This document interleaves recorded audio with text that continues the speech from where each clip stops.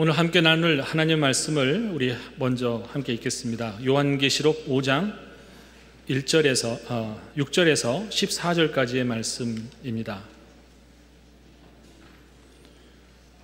신약성경 404페이지쯤에 있습니다. 요한계시록 5장 6절에서 14절까지의 말씀을 저와 여러분이 한 절씩 번갈아 읽겠습니다. 내가 또 보니 보좌와 네 생물과 장로들 사이에 한 어린 양이 서 있는데 일찍이 죽임을 당한 것 같더라. 그에게 7뿔과 7눈이 있으니 이 눈들은 온 땅에 보내심을 받은 하나님의 7 영이더라.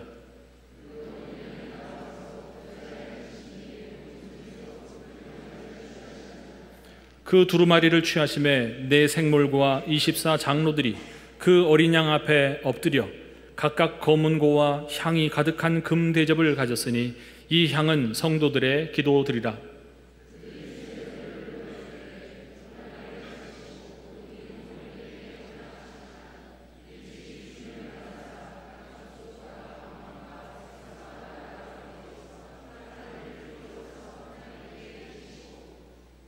그들로 우리 하나님 앞에서 나라와 제사장들을 삼으셨으니 그들이 땅에서 왕 노릇하리로다 하더라.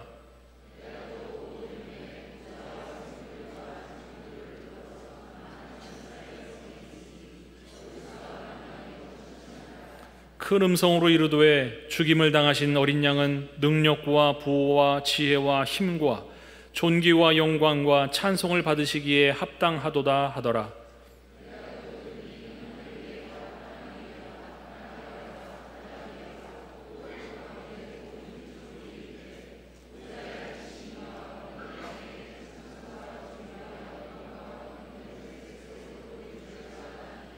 네 생물이 이르되 아멘 하고 장로들은 엎드려 경배하더라. 아멘. 1798년에 제2의 알렉산더를 꿈꾸며 무서운 기세로 주변국들을 정복하던 나폴레옹은 3만 5천 명의 프랑스 군대를 이끌고 이집트 원정길에 나서게 되었습니다. 주변국들과의 싸움에서 승승장구하던 나폴레옹과 그의 군사들은 이제 이집트에 있을 온갖 귀한 보석들 그리고 그 넓은 땅을 차지할 기쁨에 한층 들떠 있었습니다. 그러나 막상 이집트에 도착해보니 나폴레옹의 군대는 이제 예상치 못한 복병을 만나게 됩니다. 뜨거운 뙤약볕이 그들의 머리 위에 내리쬐이고 끝도 보이지 않는 모래벌판, 바로 사막이 그들 앞에 펼쳐졌습니다. 이집트 곳곳의 사막을 걷다 지친 군사들이 목이 타들어가는 그런 갈증에 몹시 괴로워했습니다. 군사들은 한 모금, 그 물 한 모금만 마실 수 있다면 무엇이든지 다 할 수 있을 것 같았습니다. 근데 바로 그때였습니다. 나폴레옹과 군사들 그들의 눈앞에 놀라운 광경이 펼쳐졌습니다. 갑자기 야자수가 보이고 시원한 물이 샘솟듯 흘러넘치는 오아시스가 그들의 눈에 들어온 겁니다. 물을 마실 수 있다는 기쁨에 군사들은 누가 먼저랄 것도 없이 오아시스를 향해 필사적으로 뛰어갔습니다. 그런데 이게 웬일입니까? 오아시스에 가까이 가면 갈수록 오아시스는 점점 더 멀어져만 가고 아무리 애써도 그 오아시스에 다다를 수가 없었습니다. 왜냐하면 군사들이 잡으려고 애썼던 그 오아시스는 다름 아닌 신기루였던 것입니다. 물 위에 떠 있는 것 같은 저 희한하게 보이는 저 광경은 마음속에 그냥 그려보는 환상이 아닙니다. 실제로 눈에 보이고 저렇게 카메라에도 찍히는 그러한 관찰되는 그런 현상입니다. 불안정한 대기층에서 서로 밀도가 달라지면서 빛이 굴절하여서 보이는 현상입니다. 사막이나 혹은 극지방의 바다에서 바닥면과 대기 온도차가 큰 곳에서 쉽게 관찰이 됩니다. 사막 여행자들 중에서 그래서 이 신기루를 오아시스로 착각하는 그런 일들이 발생하면 그 신기루를 쫓아가다가 결국 목숨을 잃는 경우들이 많다고 합니다. 그렇기 때문에 사막을 여행하는 그런 여행자들에게는 정확한 샘물의 위치를 아는 것이 반드시 필요합니다.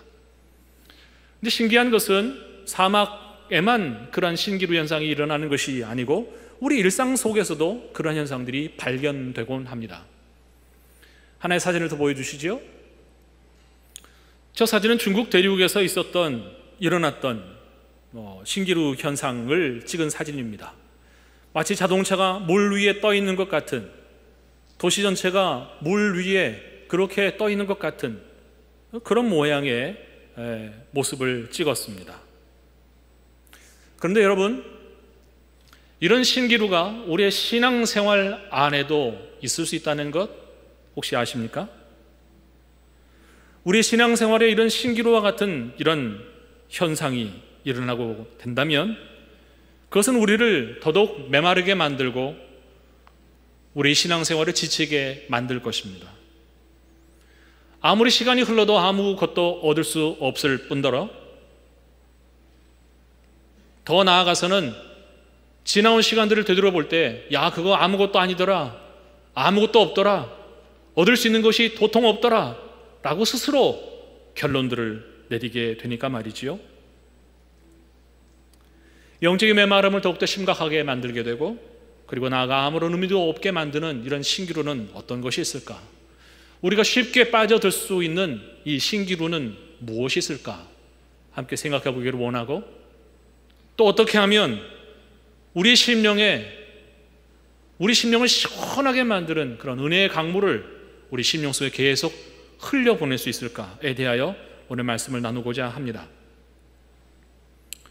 우리 신앙생활에서 발견되어지는 신기루의 모습은 바로 예배의 모습을 띠고 있습니다. 신기루는 말이죠, 전혀 아무것도 없는, 근거 없는 그런 그림이 아닙니다.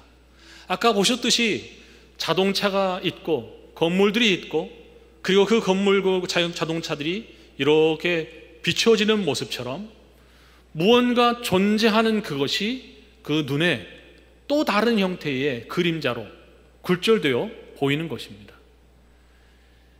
예배라는 신기루가 꼭 우리에게 그러합니다. 무슨 말인가 하면 예배를 드린 것 같은데 실제로는 예배를 드리지 않을 수 있다는 이야기입니다. 제가 청년부를 섬기고 있을 때 우리 청년들에게 자주 이런 질문을 했습니다. 예배 드렸냐? 물으면 네, 오늘 설교 들었어요, 오늘 축도할 때 머리 들고 있었어요, 거기 있었어요. 만약 누군가가 오늘 예배가 다 끝난 이후에 저 문 바깥에서 여러분에게 인터뷰를 할 때 오늘 예배 드리셨습니까? 라고 묻는다면 여러분 뭐라고 대답하시겠습니까? 네, 예배 드렸습니다. 대부분 다 그렇게 대답하실 줄 믿습니다. 그러나 정말 예배가 드려진 것인가 곰곰이 생각해 보아야 합니다.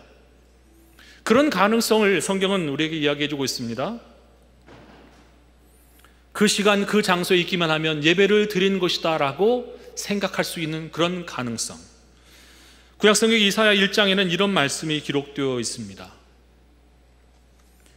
너희가 제사를 위해 나에게 나오되 여호와께서 말씀하시되 너희의 무수한 재물이 내게 무엇이 유익하뇨? 나는 순양의 번제와 살찐 짐승의 기름에 배불렀고 나는 수송아지나 어린 양이나 순염소의 피를 기뻐하지 아니하노라. 바로 이어서 이렇게 썼습니다. 너희가 내 앞에 보이러 오니 이것을 누가 너희에게 요구하였느냐? 내 마당만 밟을 뿐이니라. 이것은 이사야가 지어낸 말이 아니고 하나님께서 이사야 선지자에게 하셨던 말씀을 기록한 겁니다. 누가 내 앞에 보이러, 누가 너희에게 여기 나오라고 했느냐, 요구했느냐? 누가 했습니까? 하나님이 나오라고 하셨습니다. 누가 재물을 가져오라고 했습니까? 하나님께서 재물을 가져오라고 했습니다. 아니, 시킨 대로 한 것뿐인데 왜 하나님은 내 마당만 밟을 뿐이라고 말씀하실까요? 네, 겉으로 보여지는 것이 전부가 아닌 것을 우리에게 알게 해주고 있습니다.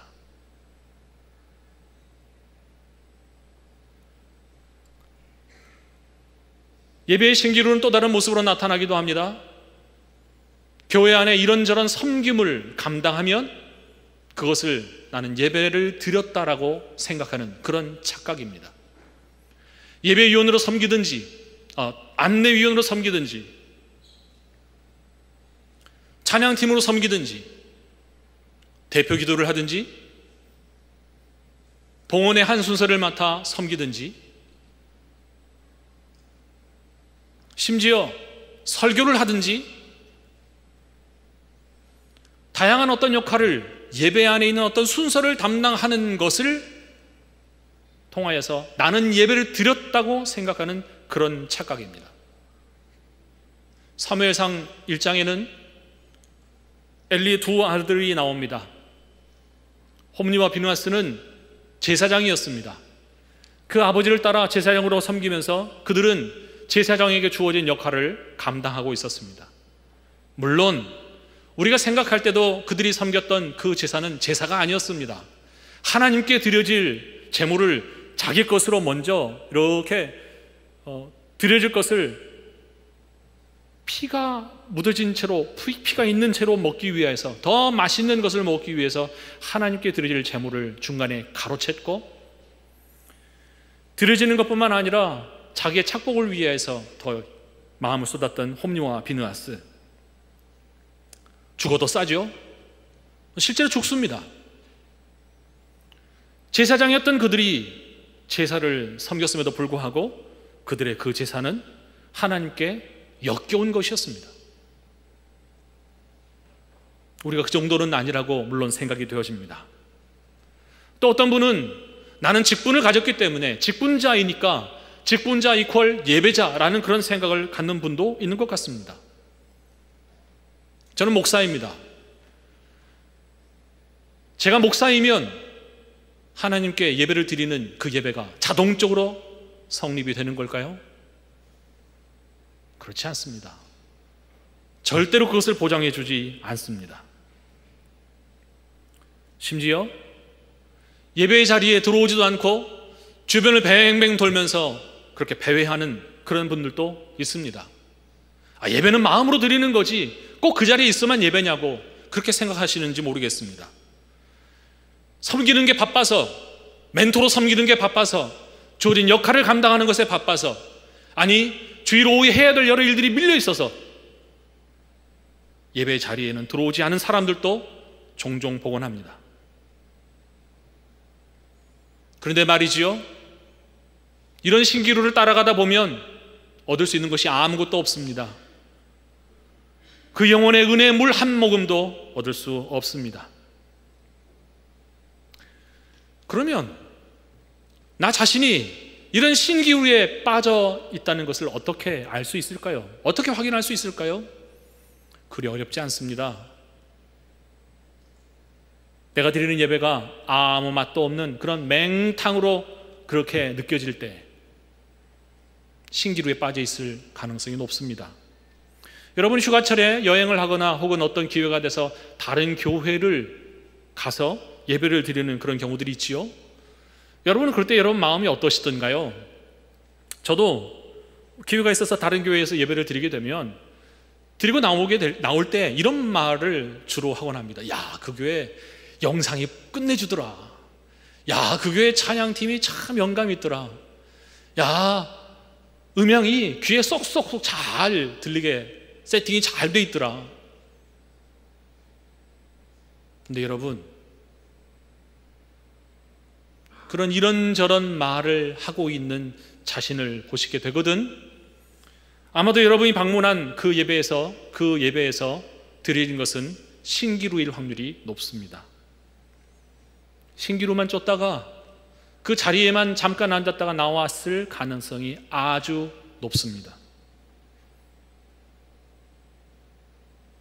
왜 그렇게 말할 수 있는가?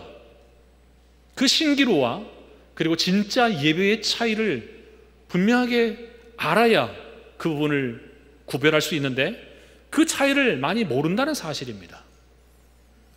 예배는 말이죠, 예배는 마치 종이 주인 앞에 나아가서 그 주인을 섬기듯 하나님을 높이고 그리고 우리 자신을 낮추는 행위입니다.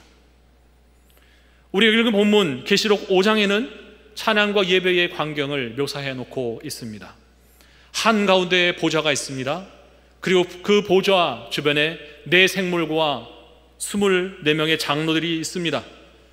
그리고 또 더 그 뒤를 둘러싸고 있는 만만천천의 큰 음성으로 묘사된 둘러싼 천사들이 있습니다. 그리고 더 나아가서는 하늘 위와 그리고 땅 위에와 땅 아래와 바다 위에와 그 가운데 있는 모든 피조물들이 하나님을 찬양하는 그런 예배의 모습들이 기록되어 있습니다. 그런데 그 시작과 끝에 공통적으로 기록되어지는 표현이 있습니다. 그것은 무엇인가 하면 엎드림입니다. 엎드림. 주인을 경외하는 종이 만일 그 주인이 높으면 높을수록 더 높은 분인 것을 발견하게 되면 그 종은 어떤 마음의 태도를 가지게 될까요? 그 종은 더욱더 낮고 낮은 그런 마음의 태도로 그 주인을 섬길 것입니다. 주인의 그 높고 높은 주님을 거룩하게 바라보는 공경하는 그런 마음이 마음에 들면 들수록 자신은 더 낮아지게 되어 있는 법입니다. 이사야 선지자는 하나님을 배웠던 경험을 이사야서 6장에 기록해 놓고 있습니다. 그가 말하기를 우시야 왕이 죽던 해였습니다. 내가 성전에서 하나님의 보좌를 바라보았는데 그 성전 가득히 연기가 가득 그 성전에 충만한 것을 보았고, 그리고 거기에 천사들이 있는데 천사들이 날개짓을 하면서 그들이 그 입으로 찬양을 부르는데, 거룩하다 거룩하다 우리 하나님을 높여드릴 때에 그 소리가 얼마나 크고 그리고 그 온 성전을 움직였든지 세우렸던 문지방의 터가 진동하는 것을 그가 느꼈습니다. 그냥 본 것이 아니고 귀로 들은 정도가 아니고 그의 온 몸이 그 진동을 느끼게 되었습니다. 그의 창자가 떨렸겠지요. 그리고 하나님의 위엄을 느끼며 이사야 선지자는 그 앞에 바짝 엎드리며 이렇게 고백합니다. 나 이제 죽는구나. 나 이제 죽는구나. 내가 죄인이고 죄인 가운데 살았던 내가 저 거룩하신 하나님을 내가 보게 되었으니 나는 죽게 되는구나. 하나님의 거룩한 임재 앞에서 이사야는 자신의 죄를 보게 되었고 죄인인 것을 깨닫게 되고 그 죄로 인해서 마음에 심한 불안을 깨달으며 자기의 반성을 하는 자리까지 다다르게 됩니다. 하나님의 임재는 우리로 하여금 그 앞에 서 있을 때에 그 임재로 말미암아 우리가 예수 그리스도의 은혜 외에는 그 은혜가 없다면 우리는 죽을 수밖에 없는 죄인인 것을 극명하게 드러나게 합니다. 그리고 바로 그 하나님의 임재 앞에서 우리의 심정이 그 거룩한 경외에 사로잡히게 되는 그런 경험들을 하게 하십니다. 예배는 바로 그런 것입니다. 예배는 하나님을 한없이 높이는 것이고 우리는 그 앞에 한없이 낮아지는 것입니다. 하나님을 뵐 수 있는 분이 아무도 없었습니다. 내가 나를 보는 날에 정령 죽으리라 하셨던 모세에게도 그리 말씀하시고, 그래서 모세에게도 하나님이 지나간 뒤 흔적만 보게 하셨습니다. 1995년 초겨울이었습니다. 청년부 리더들과 함께 리트리트를 떠나고 있었습니다. 장례식에 나를 위해서 불러주었으면 하는 그런 찬송이 수록된 앨범, 제가 무척 좋아하는 앨범을 함께 듣고 있었습니다. 거의 내용들을 다 알고 있고 외우다시피 하는 그런 곡을, 그 앨범을 듣고 있는데 앨범의 거의 끝나갈 무렵에 거기에 수록된 곡이 저의 귀에 들려왔습니다. 아니, 저의 이 귀로 들은 것이 아니고 그 내용이 여기에서 울리는 것을 느꼈습니다. 그 가사는 이렇습니다.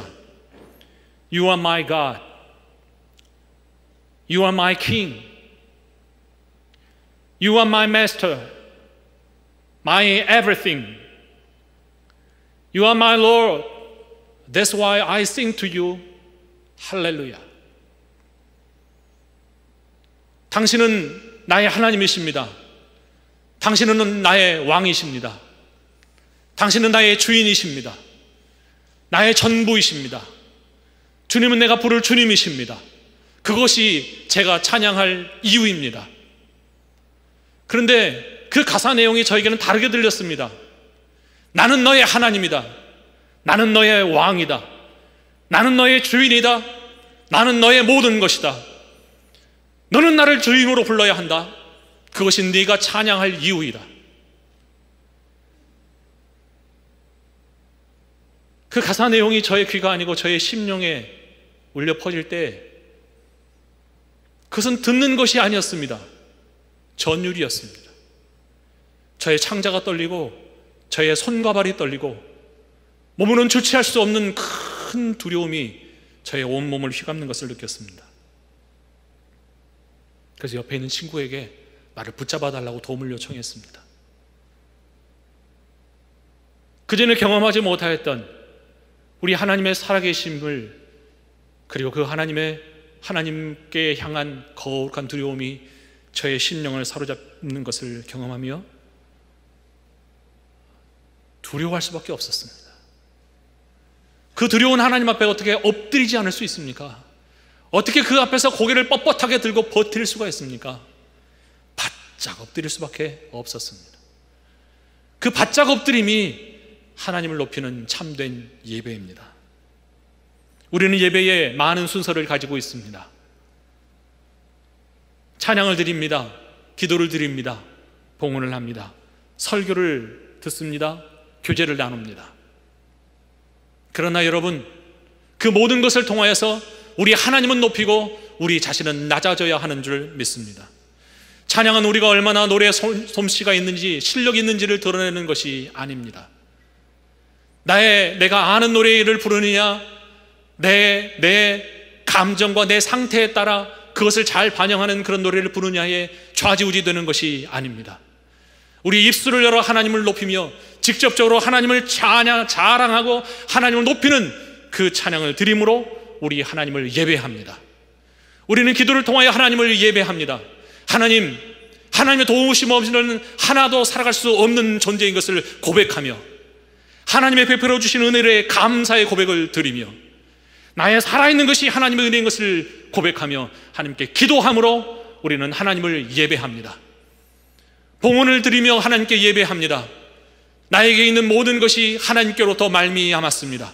하나님께 이 작은 예물을 드리지만 작은 예물뿐만 아니라 내 자신을 하나님께 드리고, 그래서 하나님께 붙잡힌 그런 삶을 살아가기를 원하는 마음으로 하나님을 예배합니다. 그러면서 우리는 이렇게 찬양합니다. 나의 모든 것을 드리니 주님 받아 주옵소서. 설교를 통하여 하나님을 예배합니다. 설교자는 하나님의 말씀을 선포함으로 하나님을 높이 드러내어 하나님을 예배하며, 회중은 그 말씀을 들으며 과연 그 말씀이 진리이십니다, 그 말씀이 길이십니다, 그 말씀이 생명입니다, 아멘으로 화답하며 하나님을 예배합니다. 우리가 나누는 교제에, 심지어는 우리가 광고의 말씀으로 듣는 광고의 내용조차 우리 주님의 도우심이 있어야 한다 하는 그런 마음으로 하나님께 내어 맡기는 그런 예배로 바뀌어져야 할 줄 믿습니다. 개인적으로는 우리의 예배 순서 가운데 엎드림이라는 순서가 있으면 참 좋겠다는 생각이 듭니다. 다들 이렇게 의자에 앉아 계시잖아요. 언제부터 우리가 이렇게 했는지는 잘 모르지만 어쩌면 우리의 예배 드리는 우리의 이 방식이 우리 마음에까지 영향을 끼치고 있는 건 아닌가라는 생각을 하게 합니다. 모든 엎드림은 그 대상에게 자기 자신을 낮추는 행위입니다. 구약성경 곳곳에서, 신약성경 곳곳에서 하나님 앞에 엎드립니다. 하나님 앞에 절을 합니다. 하나님을 경배합니다. 자기 자신을 낮춥니다.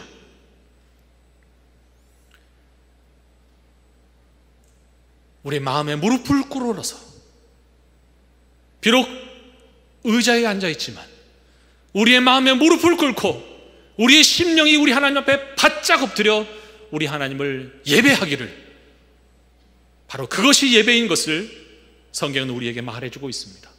그러므로 사랑하는 여러분, 여러분의 마음이 하나님 앞에 엎드림이 없다면 그것은 신기루입니다. 하나님을 높이는 것이 없다면 예배인 것 같지만 신기루입니다. 그런 예배의 시간이 지나면 지날수록 우리 심령은 말라 비틀어질 수밖에 없습니다. 속지 마십시오. 착각하지 마십시오. 진심으로 드리는 예배를 여러분의 심령 가운데 일으키시게 되기를 주의 이름으로 축원합니다. 그런 진정한 예배자를 하나님은 지금 찾고 계십니다. 주보에 있는 말씀을 같이 한번 읽어보실까요? 주보 아래쪽에 있는 요한복음 4장의 말씀을 같이 읽습니다. 아버지께 참되게 예배하는 자들은 영과 진리로 예배할 때가 오나니 곧 이때라. 아버지께서는 자기에게 이렇게 예배하는 자들을 찾으시느니라. 사마리아 성에 있었던 그 여인이 예수님을 만나서 이런저런 이야기를 하다 보니 예수님이 보통 분이 아닌 것을 알게 되었습니다. 당신은 선지자이시군요. 그런데 궁금한 게 있습니다. 우리는 저 사마리아 성에서 예배를 드렸습니다. 그런데 당신들은 저 예루살렘 성에서 예배를 드린다고 하더군요. 이렇게 물을 때 예수님께서 말씀합니다. 그건 장소에 대한 이야기가 아니다. 하나님께 참되게 예배하는 자들은, 참되게 예배하기를 원하는 자는 그 예배할 때가 온다. 그런데 그 예배할 때는 바로 지금이다. 그렇게 하나님은 예배하는 자들을 지금도 찾고 찾으신다고 말씀하고 있습니다. 신령과 진정으로 예배를 드리는 자, 우리 하나님께서 찾으시는 예배자입니다. 프랑스 타이어 회사가 발행한 맛 여행 가이드가 있습니다. 미쉐린 가이드라고 하는 겁니다. 이 미쉐린 가이드에 등장하는 스타 셰프들이 존경하는 세계 최고의 요리계 거장이 있습니다. 그 이름은 피에르 가니에르라는 사람입니다. 이 사람에게 그의 요리의 비결을 묻는 질문에 대하여서 그는 이렇게 대답을 했습니다. 고객들에게 최고의 만족을 선사하기 위해서 나는 매 순간 최선을 다하고 있습니다. 손님이 진심으로 맛있다고 탄성 지르게 되는 그 요리를 위해서 나는 내 요리에 진심과 열정을 담습니다. 우리의 예배를 요리에 비유한다면 어쩌면 저 요리사가 말하는 것처럼 작은 요리임에도 불구하고 거기에 진심과 열정을 담은 그러한 예배로 우리가 드려야 할 줄 압니다. 그런데 여러분, 세계 최고의 이 요리계 거장만 그리하는 것 같지는 않습니다. 아무리 작은 가게일지라도 또 얼마 되지 않는 그런 보잘것없는 음식이라도 손님들에게 최고의 맛을 드리고 싶어하는 그러한 요리의 장인들은 그 요리 안에 최고의 정성과 열정을 담습니다. 그래서 그런 모습들이 방영되었을 때 해외에서도 그런 모습을 보고 내가 한국에 들어가면 저 시골 그 시장에 있는 그 가게에 가서 내가 꼭 좀 먹어야 되겠다. 그리고 실제로 거기에 찾아온 그런 모습을 저는 보았습니다. 그러나 반면 이름만 있는, 아니 이름값도 못하는 그런 음식점도 있습니다. 제가 국내 선교 여행을 하다가 관광지로 유명한, 그래서 지금도 많은 분들이 찾는 그런 곳을 간 적이 있습니다. 지역은 밝히지 않겠습니다. 그곳에서 식사를 하게 됐습니다. 지역에서 제법 유명한 관광지에 있는 그런 명소로 꼽히는 곳이었습니다. 비싼 음식을 시킨 것은 아니었습니다. 그런데 말이지요, 음식이 너무 맛없었어요. 맛없어도 그렇게 맛없을 수가 없었어요. 콩나물 무침이 있는데 콩나물 따로, 다진 마늘 따로, 쪽파 따로, 양념 다 따로따로, 그 작은 음식인데. 그래서 제가 이렇게 이야기했습니다. 이건 식재료에 대한 모독이다.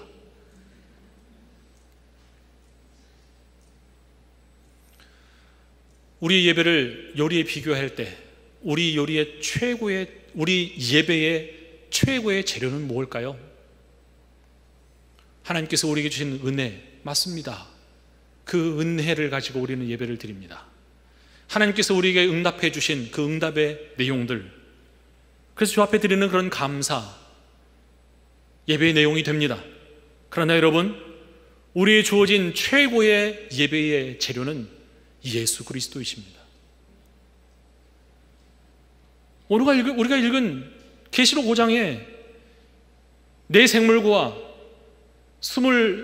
24 장로들과 그리고 만만천천의 천사들과 그리고 모든 피조물들이 한결같이 고백하고 있는 그 내용은 바로 예수 그리스도입니다.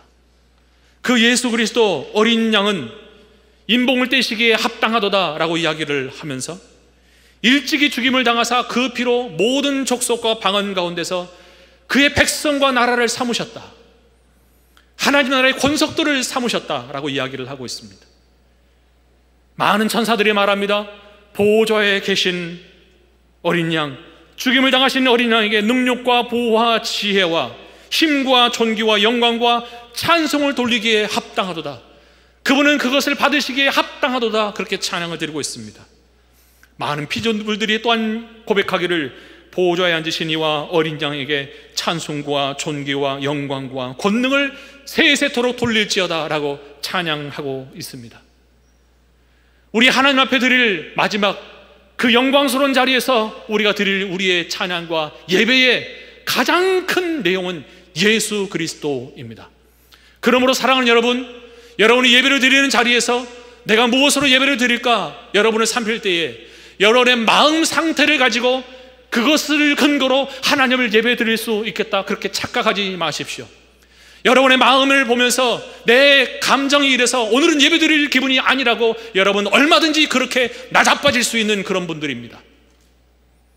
오늘은 찬송 부르고 싶지 않아, 여러분의 몸의 컨디션을 따라 그것으로 예배를 드릴 수 있겠다고 근거를 거기에서 찾지 마시기를 바랍니다. 어쩌면 여러분은 평생 노래를 못 부른다는 그 이유로 하나님을 찬양하지 않을 수 있을 만큼 연약한 사람이기 때문에 그렇습니다. 여러분이 응답받은 응답의 제목으로 하나님을 예배할 수 있을 것이라고 착각하지 마십시오. 많은 것을 잊고 삽니다. 많은 것에 감사할 줄 모르는 우리들입니다. 뒤돌아보면 일주일 내내 하나님께서 어떤 은혜를 주셨는지 다 잊어버린 채로 이 자리에 나올 수 있는 우리이기 때문에 그렇습니다. 여러분의 환경 가운데서 예배의 이유를 찾지 마십시오. 많이 찾을 수 없을 것입니다. 우리에게 주어진 예배의 최고의 재료이신 예수 그리스도, 그분이 우리 입술에서 가장 높임 받으셔야 할 최고의 예배의 내용이며 예배 받으실 예배의 대상인 줄 믿습니다. 그 예수 그리스도 안에서 여러분의 찬양의 이유를 발견하십시오. 그 예수 그리스도 안에서 여러분의 예배의 이유를 찾으십시오. 찾으신 그 이유로 말미암아 여러분의 예배를 흔들거리게 놔두지 마시기를 바랍니다. 우리 예배 가운데 하시는 것이 많이 있습니다. 예배에 너무 인색한 것이 많습니다. 우리의 목소리를 내는 것에 인색합니다. 박수치는 것에 인색합니다. 기뻐하는 것에 인색합니다. 감사하는 것에 인색합니다. 반면 우리가 좋아하는 어떤 스타 플레이어들의 멋진 경기를 보면서 우리는 박수치며 열광합니다. 한 번이라도 더 보내는 것을 아까워하지 않습니다. 그렇게 그 대상들에게 여러분이 열광하고 환호하고 박수를 칠 수 있는 그런 분들이라면 우리 하나님께도 그리하시기를 바랍니다. 아끼지 마십시오. 주저하지 마십시오. 건강하게 이 몸뚱아리 건사해서 무덤에 들어가면 무슨 소용이 있습니까? 하나님 앞에 그 목소리가 터지도록 찬양 드리지 않으며 그 목소리를 보존하여 무덤에 들어간다면 무슨 소용이 있습니까?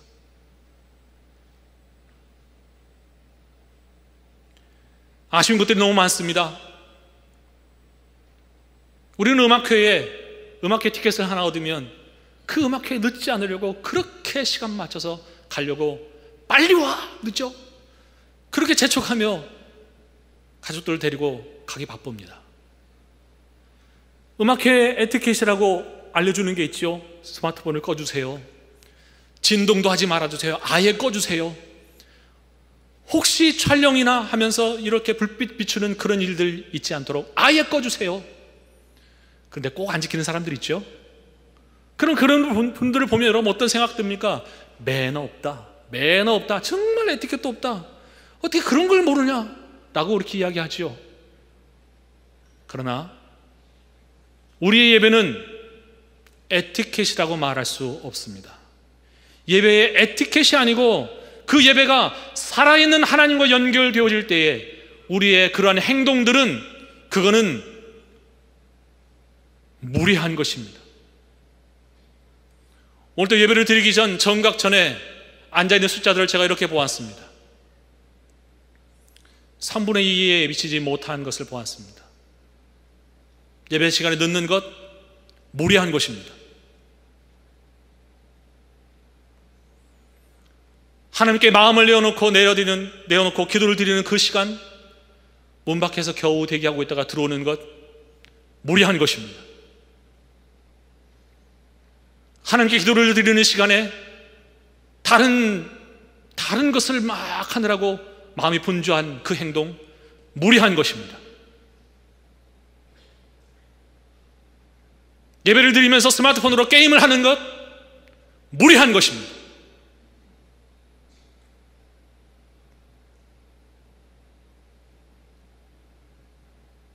주의 말씀은 진리입니다. 주의 말씀은 길이십니다. 생명입니다. 우리에게 그렇게 말씀하시는 그 말씀을 귓등으로 듣고 있는 것 무례한 것입니다.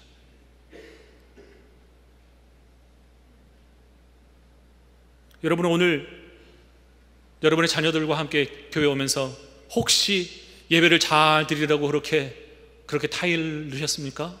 당부하셨습니까? 잘하셨습니다. 정말 잘하셨습니다. 매번 올 때마다 꼭 우리 자녀들에게 그렇게 당부해 주십시오. 그러나 여러분, 당부하는 것으로 끝나지 않습니다. 당부하는 것으로 충분하지 않습니다. 왜요? 예배를 드리는 우리 마음의 신령과 진정으로 드리는 우리의 예배는 이 속에 갇혀 있을 수 없기 때문에 그렇습니다. 고스란히 반영이 됩니다. 고스란히 나타납니다. 이 안에 신령과 진정으로 하나님께 예배를 드리지 않고 있는 것이 고스란히 나타납니다. 우리 아이들도 봅니다. 아, 우리 아빠 엄마 버티고 있구나. 어떻게든 버티고 있구나. 근데 그걸로 끝나지 않습니다. 우리 아이들이 그걸 봅니다. 그리고 그것을 따라합니다. 우리 아이들도 그래서 예배를 가벼운 것으로 취급하고 맙니다. 그리 하지 마십시오. 그리 되어서는 안 됩니다. 마음을 쏟고 있는 그 예배는 우리 입술로 나타나게 마련이고, 마음을 쏟고 있는 예배는 예배를 드리는 우리의 태도로 나타나게 마련입니다. 마음을 쏟는 그 예배는 내가 드린 그 이상의 결과가 있습니다. 나의 드리는 것이 작지만 작은 것보다 더 크게 채우시는 하나님의 공급하심이 바로 그 안에 있습니다. 하나님께서 왜 그렇게 진실로 하나님을 예배하는 자를 찾으실까요? 흑백으로 너 오늘 안 드렸지? 너 오늘 드렸지? 이것을 구분하기 위해서일까요? 아니요. 하나님은 그 예배 안에서 누려지는 그 깊은 감동들과 하나님과 연합하여서 누려지는 그 친밀함을 우리로 하여금 누리게 하기를 원하셔서 우리로 하여금 그렇게 예배자로 서기를 원하시는 겁니다. 그런데 여러분, 그런 예배는 한 번 내가 그런 예배를 드렸다, 그 예배를 드리는 것이 오늘 드리는 그런 예배를 자동적으로 보장해주고 있지 않습니다. 제가 청년 때 성가대를 섬기고 있었는데 정말 하나님 앞에 간절히 드리는 예배, 정말 하나님이 받으시는 그런 예배를 어느 한순간도 놓치고 싶지 않아서 일주일 내내 준비하여서 그날 예배하는 자리에 섰습니다. 담임 목사님과 기도하는 분이 있고 그 뒤에 성가대원들이 쭉 서 있는데 저도 그 안에 한 사람으로 서 있었습니다. 가운데 문이 이렇게 싹 열리면 오르간 연주 소리가 들리고 그 가운데를 통과해서 이제 앞으로 올라와서 자리에 서게 됩니다. 그때 문이 열려서 한 10발자국 걸었을 때에 제 마음 가운데 제가 한 것이 아무것도 없는데 하나님께서 나의 예배를 받으신다는 그 깊은 감동이 제 심령을 충만하게 채우는 것을 경험했습니다. 주체할 수 없는 감동이 제 심령에 밀려올 때 이것이구나라는 것을 그때 알았습니다. 성가대석에 섰습니다. 예배가 시작되는 임례송부터 중간에 부르는 찬송, 성가대가 부르는 찬양, 그리고 맨 끝에 표회송까지 한마디도 못 불렀습니다. 목이 꽉 박창기에 서서 한마디도 부를 수가 없었습니다. 부르려고 입만 뻥긋하면 내 심령이 차오르는 그 은혜로 눈물이 흘러내리는데 어찌할 수가 없었습니다. 그 깊은 감동이 제가 손꼽을 수 있는 최고의 예배로 저는 그렇게 기억합니다. 그런데 그 다음 주가 되었습니다. 전주에 그런 것을 경험했잖아요. 그 깊은 감격을 경험했잖아요. 똑같이 성가대에 서서 똑같이 그 자리를 걸어오는데 찬바람이 내 심령에 찬바람이 쉥쉥 부는 것을 경험했어요. 이게 왜지? 왜 그렇지? 이 현상이 뭘까? 이유를 몰랐습니다. 25년이 훨씬 지나서 다시 그때를 돌이켜 생각해 볼 때 귀한 깨달음을 얻습니다. 예배는 한 번 드려지는 그 감격스러운 그 예배가 그 다음에 드리는 예배를 보장해 주지 못한다 하는 것입니다. 하나님 앞에 매 순간 마음을 다하여 정성을 다하여 우리 하나님께서 영이시니 우리의 영이 하나님 앞에 서 있는 그러한 마음의 태도로 우리 하나님께 예배하기를, 그렇게 예배하는 자를 하나님은 지금도 찾고 계시는 줄 믿습니다. 사랑하는 여러분, 이 예배가 하나님 앞에 드려지기를, 기쁨으로 드려지기를 위하여서 하나님 앞에 저는 간곡히 기도를 드렸습니다. 사랑하는 주님, 돌아오는 주일에 드려질 예배 가운데 혹시 동굴 속에 들어가서 그 문을 굴려서 그 속에 머물러 있는 그런 마음의 상태를 가진 자들이 있거든, 주님 막힌 문을 여시고 나사로야 나와라 라고 외치셨던 그 주님께서 그의 이름을 불러주시기를 간구합니다. 하나님, 가슴에 돌이 얹혀 있는 것처럼 그렇게 먹먹한 상태로 있는 그런 성도들이 있거든, 봄햇살에 눈 녹듯이 그의 영혼을, 그의 가슴에 그 뭉쳐진 것을 녹여주시기를 주님 앞에 간구를 드렸습니다. 그의 딱지가 앉아서 더 이상 하나님의 말씀이 하나님의 말씀으로 들리지 않는 그런 사람들이 있거든, 주님 그 귀를 뚫어주시기를 주 앞에 기도를 드렸습니다. 가슴이 말라붙어서 기쁨의 눈물도 없고 감사의 눈물도 없고 애통의 눈물도 없는 그런 사람들이 있거든, 그 눈물샘을 터뜨려 주시기를 주 앞에 기도했습니다. 우리 주님께서 우리에게 은혜 주시기를 위해서 기도했습니다. 주께서 우리에게 긍휼 베풀어 주시기를 기도했습니다. 우리 안에 계신 예수 그리스도, 그분이 우리 안에 온전히 드러나게 되기를 기도했습니다. 언제까지 무덤덤하게, 언제까지 무감각하게 말라비틀어진 뼈다귀처럼, 죽어있는 시체처럼 여러분이 앉아 계실 겁니까? 주께서 우리에게 주신 이 예배를 낭비하지 않으시기를 바랍니다. 하나님께서 우리에게 주시는 우리의 영혼을 살리는, 우리 영혼을 살려내는 그 예배의 감격 안으로 여러분 들어가시를 열망하시기를 바랍니다. 예배가 살아야 예배 공동체인 교회가 삽니다. 예배가 살아야 한 영혼 한 영혼이 살아납니다. 한 영혼 한 영혼 예배를 소중하게 여기고 그 예배를 사랑하는 사람들이 함께 모이는 이 공동체 안에 예배를 모르는 사람들이 들어와 이 자리에 함께 머물러 있으면서 살아계신 하나님을 발견하고 하나님 앞에서 자기 자신을 발견하고 그리고 비로소 하나님을 최상의 경배로 높여드리게 되는 줄 믿습니다. 이 예배의 생기를 경험하시게 되기를 바랍니다. 그 예배의 생기를 날마다 사모하는 마음으로 나아오시게 되기를 바랍니다. 우리 안에 있는 예수 그리스도의 그 생명이 우리 마음의 상태 때문에 그것이 막히지 않게 되기를 바라고, 우리의 게으른 손과 발 때문에 우리 안에 계시는 그 예수님이 표현되지 못하는 그런 예배가 되지 않기를 간절히 소원합니다. 목청껏 주님을 찬양하십시오. 힘을 다하여 주님을 높이십시오. 온 마음을 주님 앞에 쏟아 예배하십시오. 오늘이 마지막 예배인 것처럼 주님 앞에 여러분 자신을 드리십시오. 주님 앞에 다 드린 이후에, 다 드렸더니 우리를 다시 살리시는 주님의 은혜에 그 충만함으로 다시 생생하게 살아나는 예배를 경험하시게 되기를 바랍니다. 그 예배를 향하여서 간절히 사모로 나아오면서 우리의 자녀들 또한 그런 귀한 예배자로 세우는 그럼 복된 가문의 선구자로 서시게 되는 여러분 모두가 되시기를 주님의 이름으로 축원합니다.